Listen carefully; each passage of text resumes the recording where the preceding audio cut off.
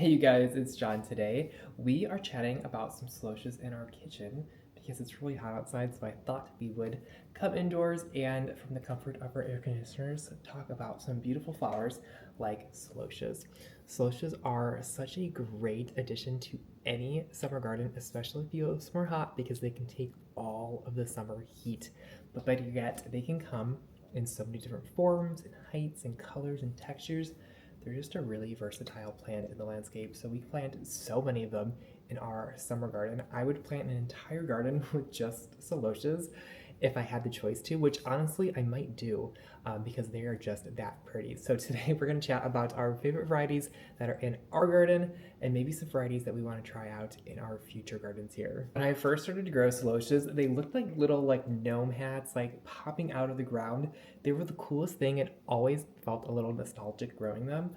When I grew up in Michigan, I would grow them all the time and plant them in flower beds, and they were such a fun little element. It kind of looked like little colored flames popping up the yard. Such a cool vibe. Celosias are started two different ways. One is from seed, which is really easy to start. They are little tiny seeds, so just be warned. So we start them in cell trays, put in some seed starting mix, and then just sprinkle in a seed per cell. I know it can be kind of hard to do, but we like to get a little pencil and then just dab it into each cell in the center of it. And then they do need some light to germinate, so we don't cover them. We do sprinkle them with a little bit of vermiculite on top of the soil there. And then we put them up in the grow room, and then they'll grow out for about 3 to 4 weeks, and then we'll transplant them out into the garden once they are ready to go. But besides that, besides the seed starting, they are really easy to grow. They love the heat. They love a little bit of fertilizer. We usually give them a good weekly fertilizer with either Proven Winners or a Jack's Classic water soluble. This just helps them grow really fast. We're watering a ton in the summertime, so giving them a little extra food when we're watering goes a long way. Some varieties of Celosias do need to be pinched, so that basically means we take out the center growth tip to encourage some nice branching. The more branching we have in our plant, the more blooms that we have. The first Celosia on this list is actually a Coxcomb Solosia. This is just a type of Celosia. We are growing this one for the first time this year. They are little itty bitty seedlings in our container garden right now, but this one is called Dracula. Now the name itself is a very spooky Halloween themed name, and for good reason. This is a large coxcomb, and it has these dark, rich mahogany leaves that is very fitting of that Dracula name. Coxcombs have a very unique texture to them, making them a great candidate for any kid's garden or just any garden that needs that extra textural element. They're super fun. They kind of feel like velvet, and they look like that coral reef brain-looking flower. Just a really great element, and that deep, dark, rich red bloom with those red leaves is going to be such a beautiful element. Just think of them paired with some orange marigolds, some purple fountain grass, and even some beautiful mahogany hibiscus. It's just going to be a gorgeous combination come fall. Now, I've never grown this variety before. It's supposed to get about 12 to 14 inches tall, which is going to be great for the middle section of the container garden. I do have another variety that I'm growing that kind of looks similar, but we'll chat about that one. It's the second year that I've grown this style of Celosia.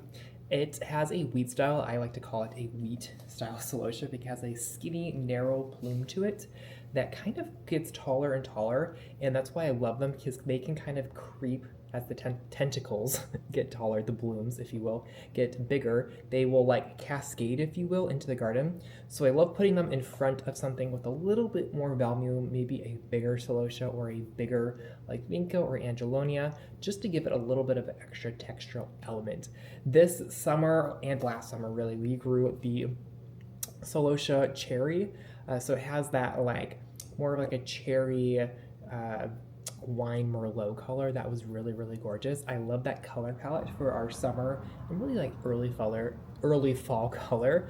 This year we're trying the same colors, but also adding in a Cosmo orange and a Cosmo salmon just to try them out. I think those colors are going to pair perfectly with all of our late summer and fall flowers. Next on the list is a Brainiac Celosia. This is another type of Coxcomb Celosia with those really pretty textural blooms to them. The Brainiac series is a dwarf shorter style Solosia. So they're perfect for our smaller containers. We love to put them in our 6.5 inch containers, but we shove them in there. We put 3 of them in every container. And you know, the blooms may get a little bit smaller than if they were in the ground per se, or if there was just one plant per pot, but I'm okay with the smaller blooms. They all fill out that container absolutely perfectly, and I love all the colors that they come in. So we grew the Mad Magenta and the Think Pink for our early spring, like not early spring, our mid-spring succession, and those were super pretty. We kind of put them every other one, so it was pink, magenta at the border of our garden, and I absolutely was obsessed with them. The pink ones did fade a little bit quicker than the magenta ones, so we were successioning them out of the way. So right now it's midsummer. We just have the Mad Magentas there, and they are a beautiful border in our garden for all of our containers. And there's tons of bees drinking from these containers. It is so funny. I have never seen this many bees in our garden, and they're not pollinating any of the flowers. They are drinking the water from the Coxcomb containers because they just get super saturated right after we water them, and the bees just all swarm in and drink the water right out of the soil. It is the coolest thing ever, and I'm just happy I can provide a little bit of water to these bees so they can stay hydrated and cool all summer long. We are getting ready to plant up our favorite, really our favorite Brainiac series. This one is a Raven Red. So this one has that dark leaf with that red flower, very similar to that Dracula look, but on that shorter plant. This is going to be the border of our container garden this fall. So we're gonna put all of our marigolds, our grasses, really everything behind this. And this is going to give a really bold statement in our border container just to have a gorgeous flower. You guys, I am obsessed with that dark movie foliage, and I am just so excited to see the container garden with this flower. If I were planting the Brainiacs in the ground, I'd probably space them about 6 inches apart and give them a little bit of room, but in containers we shove them in there about every 4 inches. They don't really play well with other plants. I have found that they can kind of get swallowed really quickly from faster growing flowers, so I usually like to plant them separately so they have a little bit more room to grow out and don't get overtaken by the other flowers. That's what I've noticed when I did our front container plants with the Brainiacs, is all of them just disappeared because the sweet potato vines, the vincas, the angelonias just took them right over because they only get about 6 inches tall. So just keep that in mind, put them in a separate pot maybe, and enjoy them on their own. Speaking of shorter Celosias, the next one on this list is called a Kimono Solosia.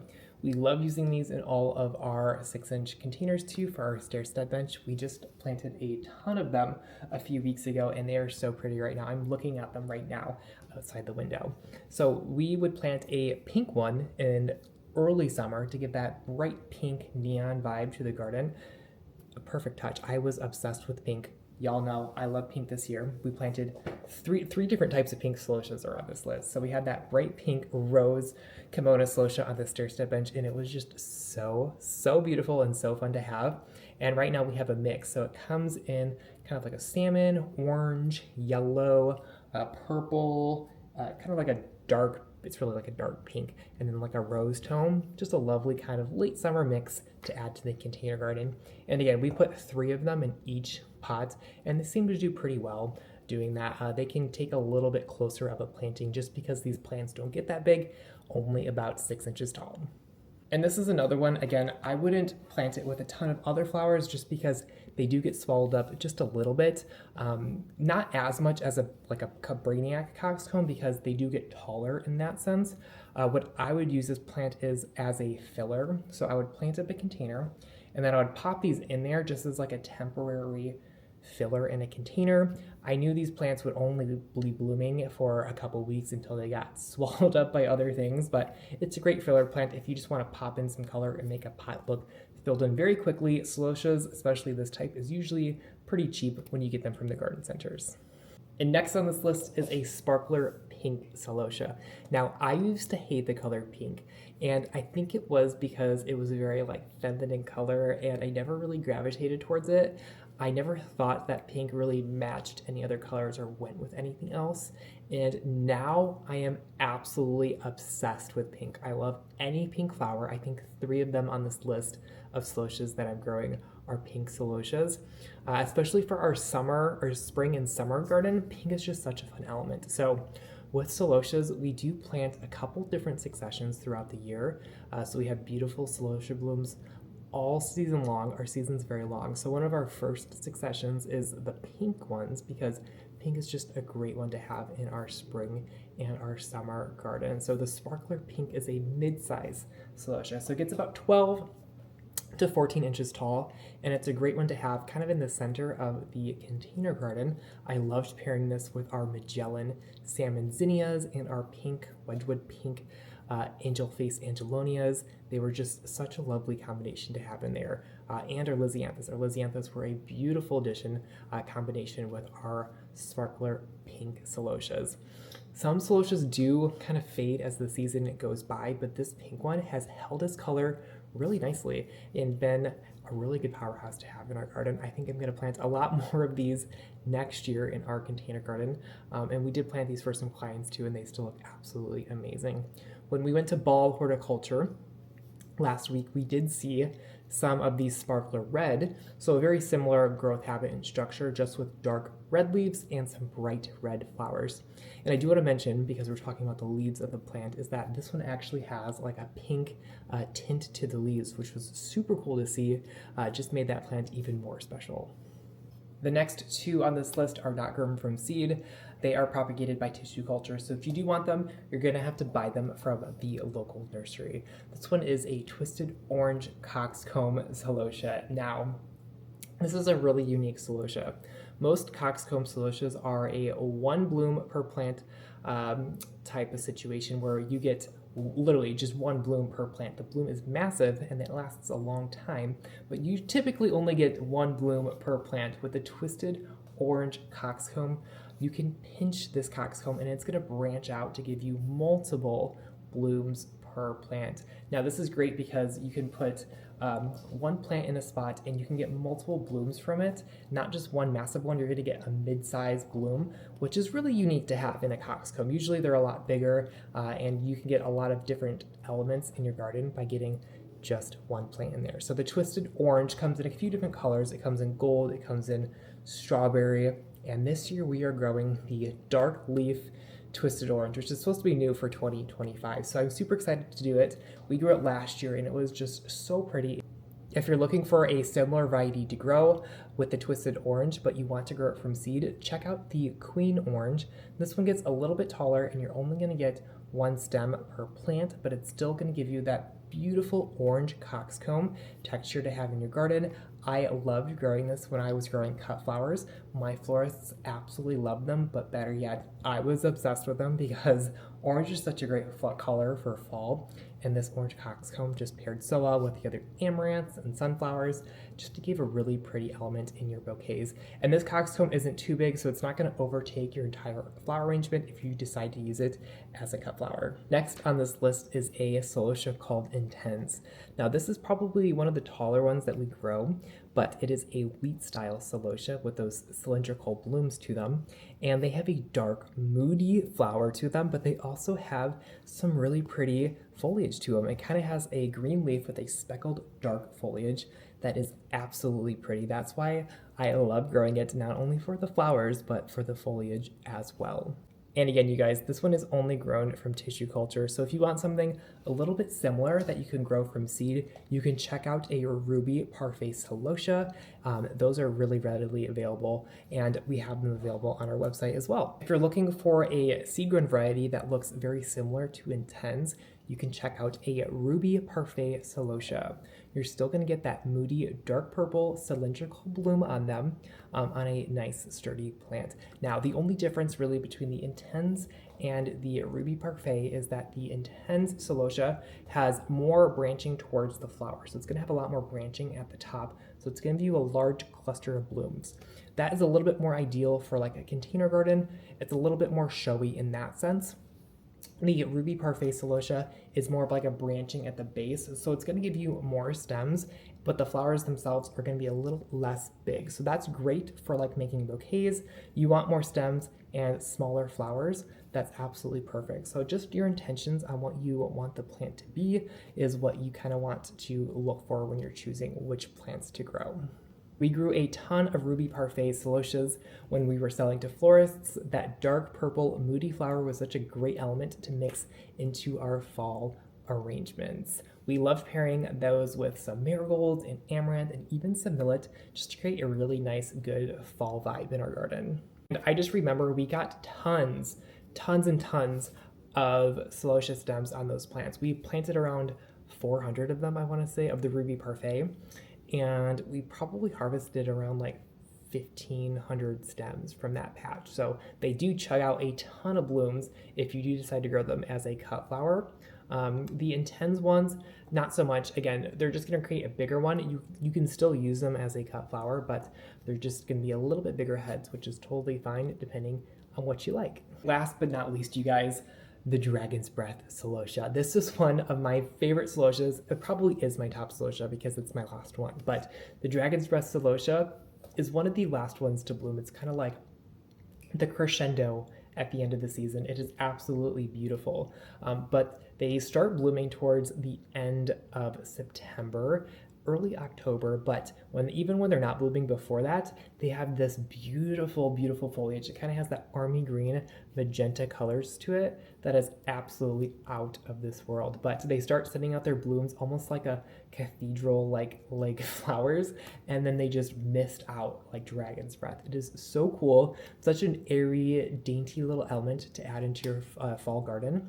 And it literally looks like dragon's breath, you guys. Like, it looks like the garden is on fire with this flower. It is just out of this world. So we love pairing this one with the intense celosia, the twisted orange, coxcombs, and really all our fall flowers. This bright red flower is such a gorgeous element. I typically totally steer away from red flowers. Like, red is such an eyesore because your eye goes right to the red, but I actually love this red because it's like a misty red. It's like a filler flower red that is just absolutely perfect. And it's for fall. So fall kind of gets that little pass. You can add red into your fall garden and it can kind of blend in with all of the other like richer tones. We have a lot of like the mahogany hibiscus and all of those like coxcomb celosias with that dark red foliage. The dragon's breath celosia kind of mixes in with that and just pairs really well with that. And we usually don't get a frost until, I don't know, end of the year, maybe even like January 1st. So we'll use them in our Christmas displays even to have that bright red flower. And it's just so fun to have. We absolutely love this flower and our garden is not complete without this. One more variety that is a honorable mention. We were at Ball Horticulture in West Chicago and we saw this one called Flama Orange. It has a bright orange flower to it, but it has a heavily branching habit. So you're going to get a ton of branching on this plant. Just a really pretty one that I'm definitely going to try out in the future. Here we have it mixed in with a ton of other flowers, some petunias, some white gumfrida, and it adds a really nice summery mix to your garden. Like I mentioned before, you guys, we have kind of 3 different planting windows for our celosias because our season is so long. Most of the celosias only bloom once because they're just one-time bloomers, and then once they're done blooming, they are done for the season. So giving them a succession planting, planting them multiple times is a great way to ensure blooms all season long. So we typically plant out our first succession in April, and these are more of the pinks and the magenta tones. So like the Brainiac Think Pink and the Sparkler Pink, we will plant those first for our first succession. And then probably like a couple months later, we will plant ones for our fall container garden. So think like early July, we will plant our Dragon's Breath, our Intense, and our Twisted Orange ones. All of our dark, moody, like more fall colors we'll plant in the middle of the summer. But they won't bloom until like late summer and early fall, but summer is a great time to plant them because they can get established, the plants can get big. So when the cooler weather comes, they'll start blooming and look absolutely phenomenal. We do have to replant the kimonos a couple times throughout the season. We'll probably do like maybe 3, maybe even 4 successions of them. They usually bloom for us for about 2 good months before we needed to replant them. So just keep that in mind when you're planning out your container garden. When we plant these in pots, we usually put about 3 of them in the same pot just to give some nice big impacts in our container garden. We like to cluster our pots together just to add a lot of different elements in the garden. I love this way of gardening and it's just absolutely beautiful. So a lot of these, we'll put 3 of them in a container, sometimes even 4, depending on how big the container is. Like we have our Dragon's Breath sitting right here. They are in a 18.5-inch container with 4 plants in them. That way in the fall, you'll get just this giant, kind of like a mum. You know how mums just have this beautiful, like, you know, the plants protruding out of the container. That's kind of what I want for all of my containers in the garden. So that's what we do. We plant them a little bit closer together in our containers, and that way we have a nice full show in our container garden come fall. That is it for today's video, you guys. Thank you so much for watching. We will leave a link down below for all of our favorite Solosia varieties and seeds that you can purchase. Thanks for watching, and I'll see y'all in the next video.